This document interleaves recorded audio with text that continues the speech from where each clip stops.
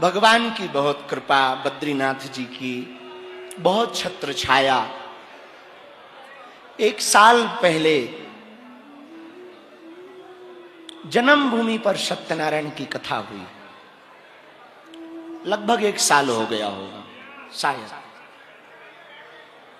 या कम होगा, थोड़ा आधा हुआ होगा, 8-9 महीने। उस कथा में जिनकी छत्र छाया में हम 21 दिन तक रहे, जिन्होंने एक बालक की तरह, भाई की तरह, पिता की तरह, अभिभावक की तरह चिंता की, ऐसे पूज्य खाक चौक वाले, बद्रीनाथ वाले हमारे महाराज जी, वो भी आए थे। उनके साथ पूज्य गोपाल दास बाबा जी भी आए थे। और गोपाल दास जी के साथ गोपाल दास जी नाम है ना?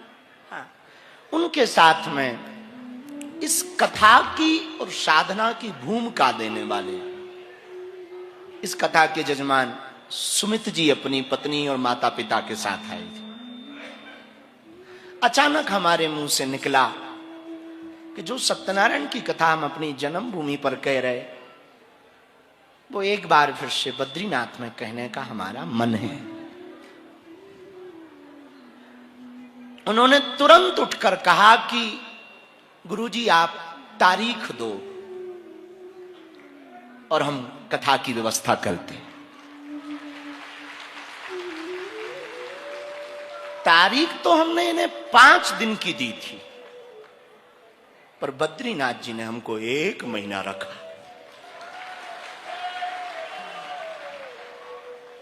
पहाड़ों के बीच में 1 माह रखा। एक जैसे बालक को लालन पालन पोषण करते ना, ख्याल रखते, वैसे नर नारायण पर्वतों ने इस शरीर का ख्याल रखा। उनकी छत्र छाया में 8-9 साल के बाद हमको अपने गुरु के साथ रहने का अवसर मिला। बड़ा आनंद आया, बड़ा आनंद आया। एक तो भू बैकुंठ है ये, और भू बैकुंठ के साथ उद्धव जी जहां, नारद जी जहां 6 माह तक भगवान की सेवा करें, वो भूमि है। जहां तप्त कुंड है, जहां नर नारायण ने भी तपस्या की, ऐसी भूमि जहां कुछ भी करो तो 1000 गुना पाओगे। 1000 गुना पाने वाली यदि कोई भूमि है तो वो बद्रीनाथ। एक दम्मोद्भव नाम का सहस्त्र कवचधारी व्यक्ति हुआ। उसने भगवान ब्रह्मा की तपस्या की। तो ब्रह्मा जी से कहा कि मुझे वरदान दो कि मैं अमर हूं। तो ब्रह्मा जी ने कहा तो डेट तो हमारी भी फिक्स है, तुम्हें अमर होने का वरदान कैसे दूं? तो उसने कहा कि कोई दूसरा वरदान मांग। ब्रह्मा जी ने कहा कोई दूसरा वरदान मांगो। तो उसने कहा कि हमको 1000 कवच दो। कवच होते ना जो पहनते, जैसे आज हम सुबह जब निकल रहे थे तो बद्रीनाथ वाले महाराज जी ने हमको ये पहनाया कि आप ये पहनो, तो कवच होता है। उसने कहा कि आप हमको 1000 कवच दो ताकि हम मरे ना, ऐसा कवच दो। ठीक है, ब्रह्मा जी बोले तथास्तु।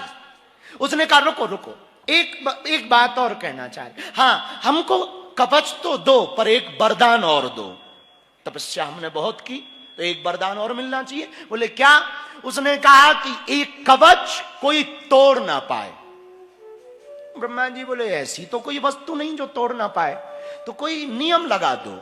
उसने कहा कि एक नियम लगाते हैं, जो 1000 वर्ष तक तपस्या करे वो व्यक्ति केवल एक कवच तोड़ पाए और मर जाए, और जब कोई 1000 कवच तोड़ पाए तो हम मरे, ऐसा वरदान।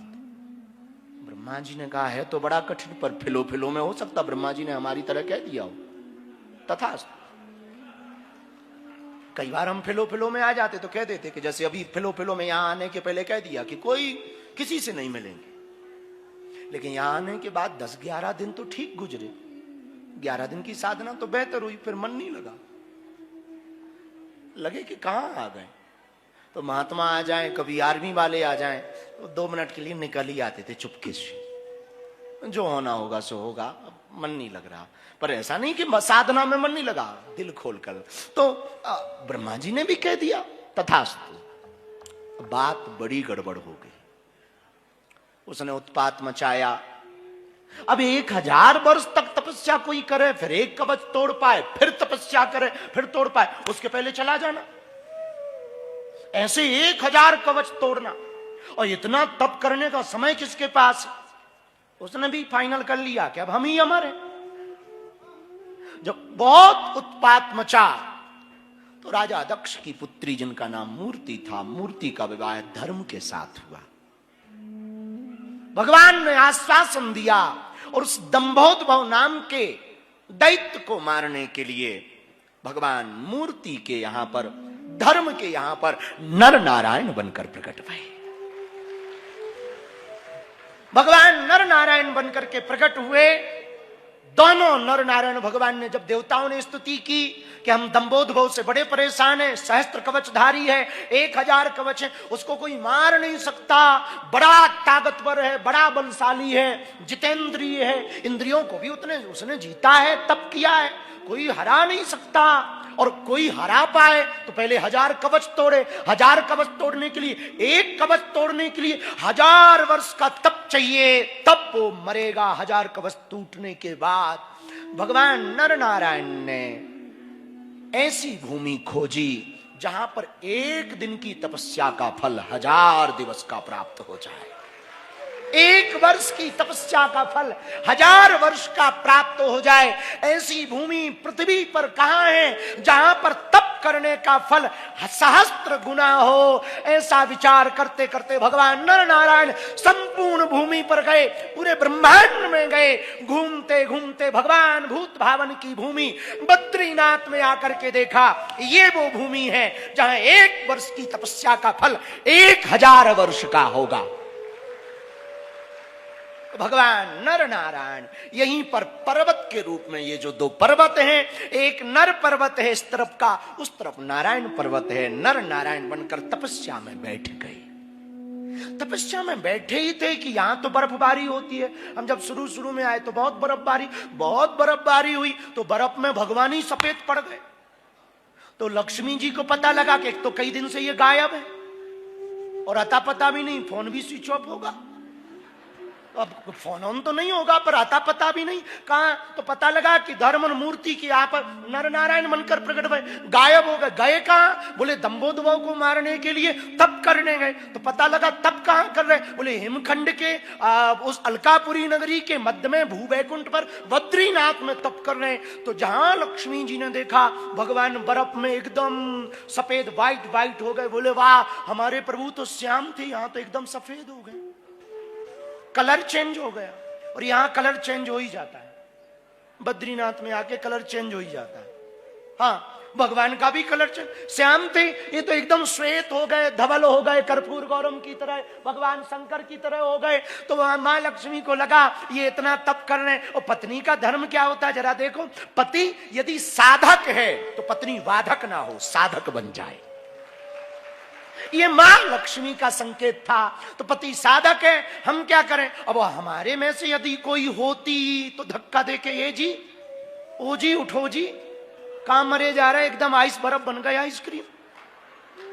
पर भगवती है, पराम्बा है। तो मां लक्ष्मी जी ने देखा हमारे स्वामी इतनी कठिन तप में विराजमान विद्यमान है, भू वैकुंठ पर विद्यमान है, देवताओं के समस्त भूमि के भार को मिटाने के लिए, दंभोद्भव के वध के लिए विराजमान है। तो मां लक्ष्मी ने सोचा हम क्या सहयोग करें। सोचा बर्फ बहुत पड़ रही है, बार बार पड़ेगी तो गिरेगी, ऐसे ही सफेद पड़े पड़े जम जाएंगे। भगवान 1000 वर्ष का तप करें, 1000 वर्ष का जैसे ही पुण्य मिले, 1 साल तप करें 1000 वर्ष का पुण्य मिले, लड़ने जाएं 1 कवच तोड़ दें और आके फिर तप में बैठ जाएं, तब तक नर उठे और नर जाकर के 1 साल की तपस्या करके जावें, 1 कवच तोड़ दें और फिर तप में बैठे, 1 जावें 1 आवें, 1 जावें 1 आवें, यही चलते धीरे धीरे दंभोदभव के कवच टूटने लगे, इधर भगवान सफेदी में छाने लगे। तो मां लक्ष्मी ने सोचा ऐसे तो काम चलेगा नहीं, इनको ठंड में ना कहीं कटकटी शुरू ना हो जाए।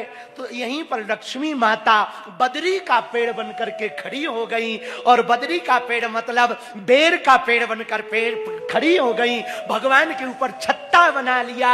ये पत्नी का धर्म है, छत्ता बना करके खड़ी हुई, नीचे नारायण महाप्रभु तपस्या करने लगे। जब भगवान के नेत्र खुले, भगवान ने कहा देवी अरे तुम यहां पर बदरी बनकर क्यों खड़ी हो?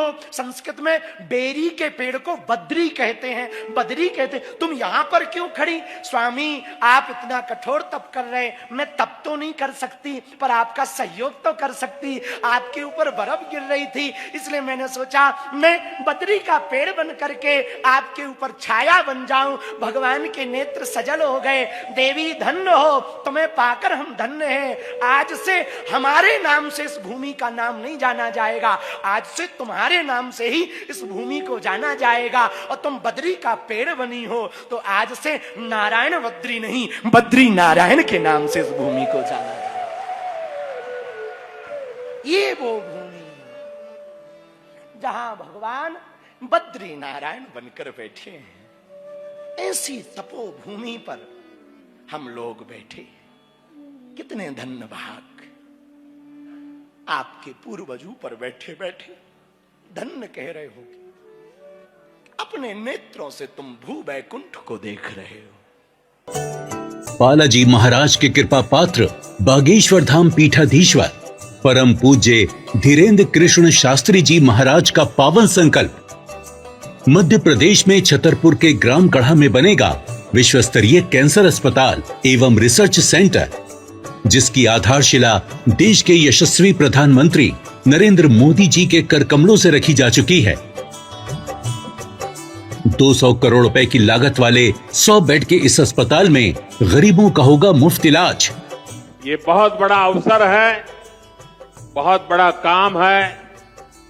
संकल्प बड़ा हो, संतों के आशीर्वाद हो, प्रभु की कृपा हो, तो समय सीमा में सब पूर्ण होता है।